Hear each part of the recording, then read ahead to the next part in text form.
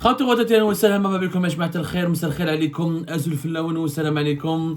Internet est censé avoir été rétabli maintenant à cette heure-ci de la journée où nous allons diffuser notre émission. Donc je pense que vous allez un peu mieux. On vous a rétabli le courant. جالما احنا نورمالمون يديرونا une chanson.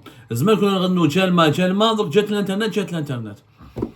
ربي يجيب الخير وربي يهدي ما خلق في البلاد هذه. Les dirigeants algériens sont totalement inconscients et irresponsables. Justement, nous avons parlé aujourd'hui, le 10 juin 2024, nous avons longuement parlé de la situation politique en France, de son impact sur l'Algérie. Le cessez des élections législatives anticipées vers lesquelles la France se dirige et vers la possibilité, le fort probable scénario d'avoir au pouvoir en France l'extrême droite.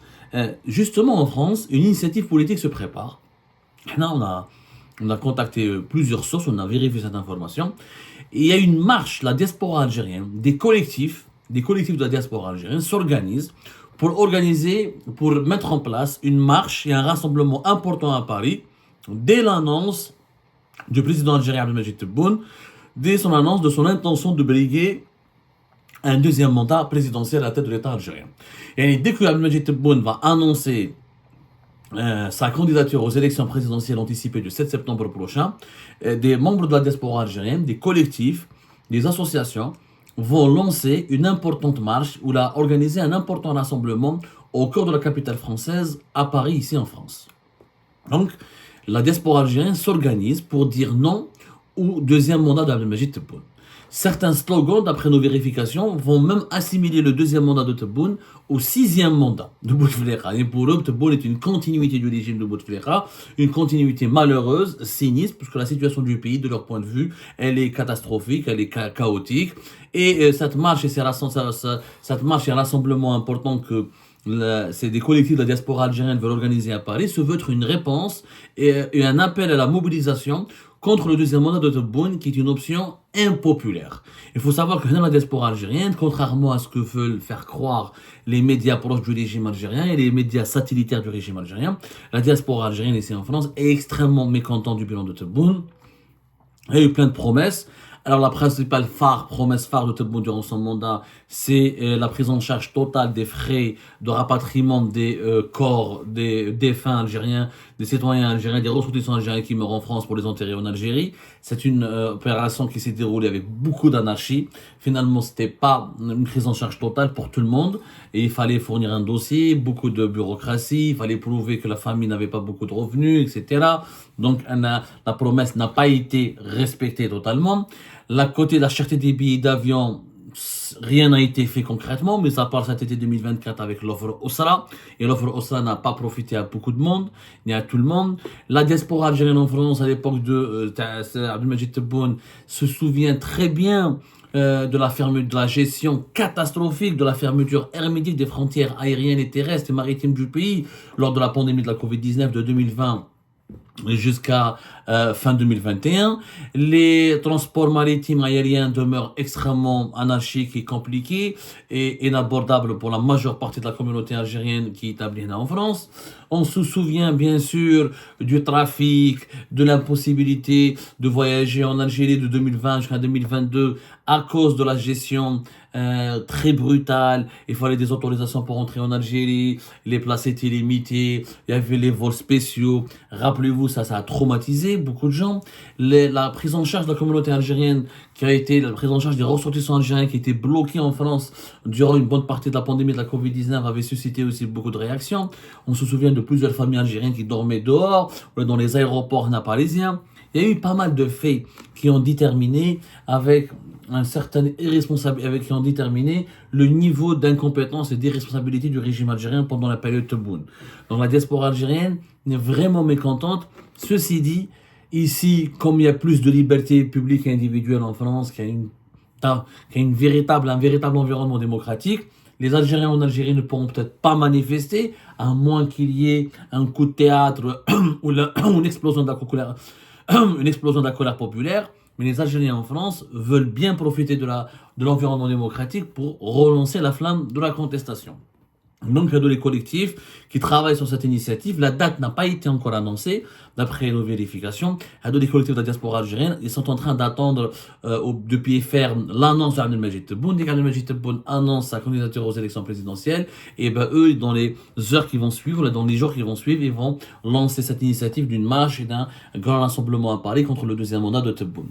Les collectifs politisés engagés de la diaspora algérienne, beaucoup d'entre eux étaient déjà très dynamiques et très présents et très engagés dans les fameux rassemblements favorables au Hirak et pro-Hirak sur la place de la République de 2019 à même jusqu'à de 2019 jusqu'à 2022-2023.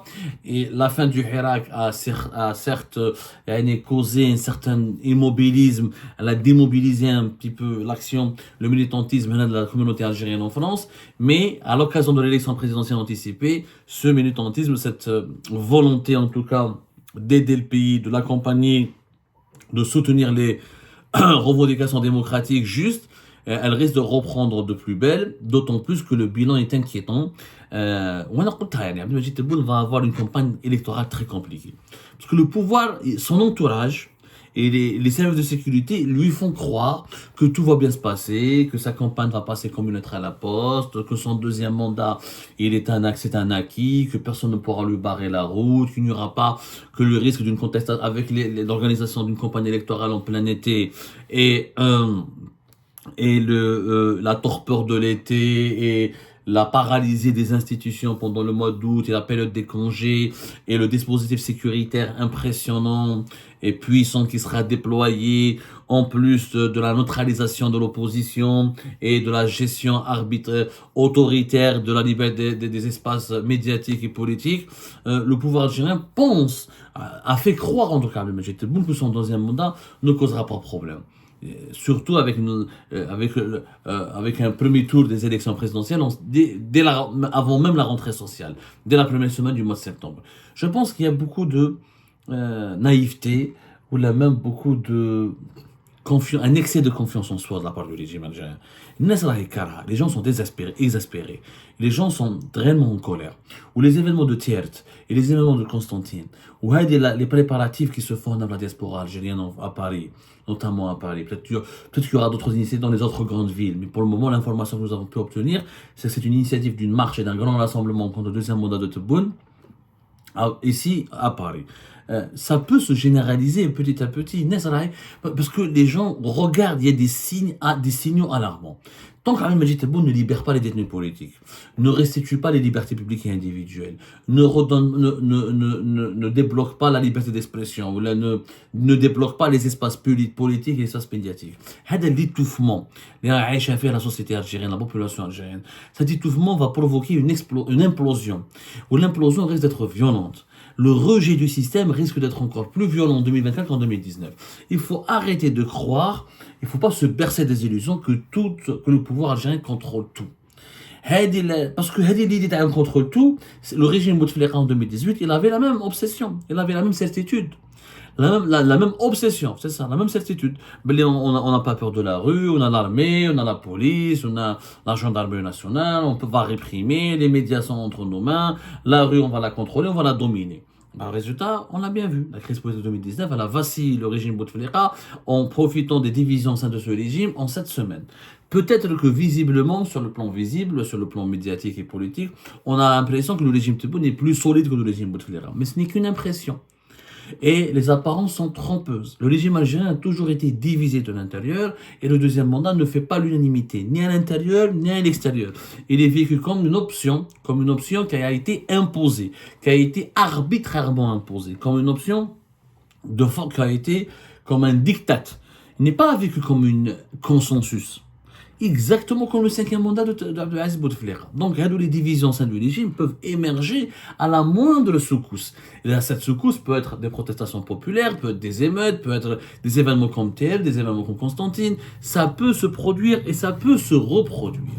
Donc, les certitudes qui essaient de guider le régime Tebboune, moi je leur donne un conseil. Faites attention. Faites attention, ne sous-estimez pas la colère profonde qui anime les Algériens et les Algériens. Il faut l'écouter cette colère, il faut la prendre en compte. Des mesures d'apaisement s'imposent. Si on veut éviter une crise politique en 2024 qui sera pire que celle de parce qu'en 2019, elle était au moins pacifique. Cette fois-ci, on risque de se diriger vers des manifestations. On n'a pas la garantie qu'ils seront pacifiques. Parce que déjà la répression a déjà dégoûté, la persécution de la répression a déjà nourri un sentiment de frustration énorme, et la frustration peut engendrer de la violence, et les mauvaises conditions de vie de la population algérienne, l'inflation à deux chiffres, les pénuries, la rareté des voitures, des médicaments, le chômage de masse, il y a une véritable la perte du pouvoir d'achat, l'enfermement dans lequel vit le pays, la fin des importations de pas mal de produits de large consommation, l'indisponibilité de certains produits qui sont devenus aujourd'hui des biens de consommation de luxe, oui, ils sont rares, on ne peut pas les importer. Il y a une frustration générale, il y a des frustrations générales. Il y a des mauvaises conditions de vie. Les Algériens et les Algériens aujourd'hui vivent beaucoup plus mal qu'en 2019. Leur pouvoir d'achat est nettement plus ébranlé qu'en 2019. Leurs revenus ont beaucoup plus baissé qu'en 2019. Le rythme de la vie est devenu plus lourd, plus déprimant, plus accablant qu'en 2019. Quand je parle par rapport en 2024 qu'en 2019. On ne peut pas nier ces réalités-là.